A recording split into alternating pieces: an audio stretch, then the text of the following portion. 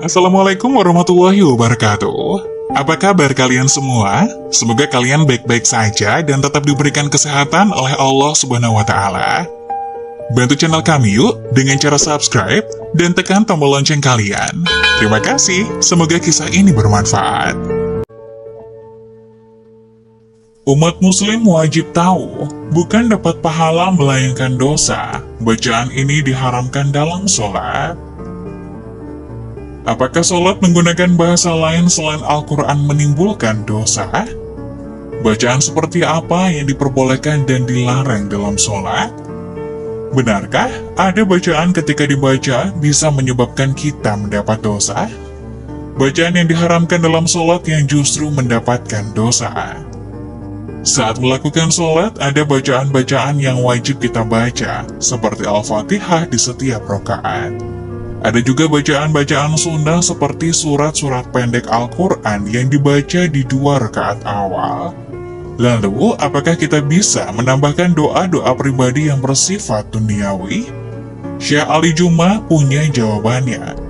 Ia mengatakan bahwa orang yang sholat boleh berzikir dan berdoa asalkan tidak bertentangan dengan hadis dan Al-Quran.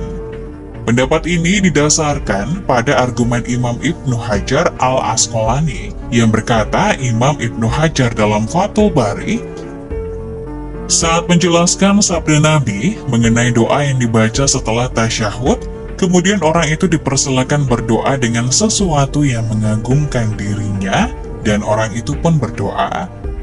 Berdoa memohon untuk kebaikan duniawi boleh-boleh saja. Doa-doa yang bersifat duniawi misalnya dilancarkan rezekinya, segera bertemu jodohnya, untuk meminta keturunan itu boleh dilakukan.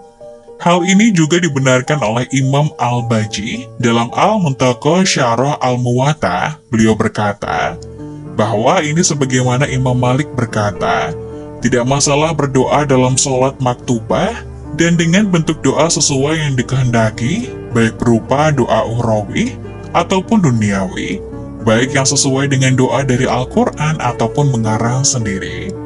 Fenomena menambahkan bacaan dalam sholat pernah dilakukan oleh Ibnu Umar. Dalam kalimat syahadat Ibnu Umar berkata, tidak ada sekutu baginya dan aku bersaksi bahwa Muhammad adalah Rasulullah. Kita mungkin sudah melakukan sholat selama puluhan tahun, tapi ternyata ada fakta penting yang harus kita ketahui mengenai surat-surat yang dibaca setelah Al-Fatihah. Dalam sholat, selama ini mungkin kita terbiasa membaca surat pendek tanpa memperhatikan urutannya. Ternyata hal ini berbeda dengan yang dilakukan oleh Rasulullah Shallallahu Alaihi Wasallam. Beliau sangat jarang membaca surat yang pendek, kecuali dalam perjalanan. Saat sholat subuh, Rasulullah Shallallahu Alaihi Wasallam terbiasa membaca surat Qaf pada rakaat pertama dan surat Ar-Rum pada rakaat kedua. Beliau juga pernah membaca surat At-Takwir dan surat Al-Zazalah. Nabi Muhammad SAW memilih membaca surat yang tergolong panjang ketika sholat. Hal ini pernah dialami sendiri oleh salah seorang sahabat dari Abu Sa'id Al-Khudri. Ia berkata, suatu ketika sholat zuhur ditunaikan, terus seseorang pergi ke perkampungan Baki dan ia melaksanakan aktivitasnya di sana. Kemudian ia berwudu, lalu mendatangi jamaah sholat. Dan Rasulullah Shallallahu Alaihi Wasallam masih berada pada rakaat pertama karena saking panjangnya apa yang beliau baca. Hadis riwayat Muslim. Selain itu, Rasulullah Shallallahu Alaihi Wasallam memilih surat secara berurutan. Hal ini dibenarkan oleh Imam Nawawi dalam kitab At-Tibyah. Beliau mengatakan bahwa Al-Quran tak semata-mata disusun secara berurutan. Namun ada hikmah di balik hal tersebut. Karena itu, sudah sepatutnya ketika kita membacanya mesti berurutan. Hal ini juga berlaku ketika sholat, misalnya membaca surat Al-Baqarah di rakaat pertama, kemudian di rakaat kedua membaca surat Al-Imran, begitu seterusnya. Bagaimana jika pada rakaat pertama kita membaca surat Anas? Imam Nawawi meriwayatkan, sebagian ulama mengatakan, setelah membaca surat Anas, dilanjut dengan surat Al-Baqarah pada rakaat kedua. Lalu bagaimana jika ada orang yang setelah membaca surat Anas di rakaat pertama, kemudian malah membaca surat Al-Ikhlas di rakaat kedua? Imam Nawawi menyatakan bahwa hal ini tidak dihukumi boleh. Walaupun ada sebagian ulama yang juga membaca surat-surat secara tidak berurutan dalam sholat. Namun, sebagian lainnya tetap tidak menyukai orang yang membaca Al-Quran tanpa memperhatikan urutannya.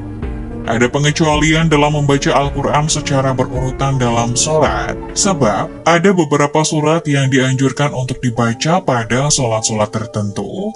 Misalnya, sholat subuh pada hari Jumat disunahkan membaca surat As-Sajdah pada rakaat pertama dan surat Al-Insan di rakaat kedua. Beda lagi ketika kita sedang mengajarkan anak menghafal surat-surat pendek. Boleh urutannya dimulai dari surat An-Nas dan berlanjut sampai surat Ad-Duha. Cara tersebut memudahkan anak-anak untuk menghafal. Saat sholat jamaah, imam akan membaca surat Al-Fatihah, kemudian dilanjutkan dengan surat-surat pendek yang dipilih. Bagaimana jika surat yang dibaca itu tidak kita hafal? Apa yang harus kita lakukan? Makmum tugasnya adalah mengikuti imam. Saat imam membaca salah satu surat dalam Al-Quran, setelah membaca Al-Fatihah, makmum cukup mendengarkannya saja. Namun ada pengecualian ketika imam membaca surat Atin. Hal ini dijelaskan dalam hadis Rasulullah SAW ketika imam membaca ayat terakhir, "Bukankah Allah hakim yang seadil-adilnya?" Maka makmum menjawab, "Saya menyaksikan hal itu."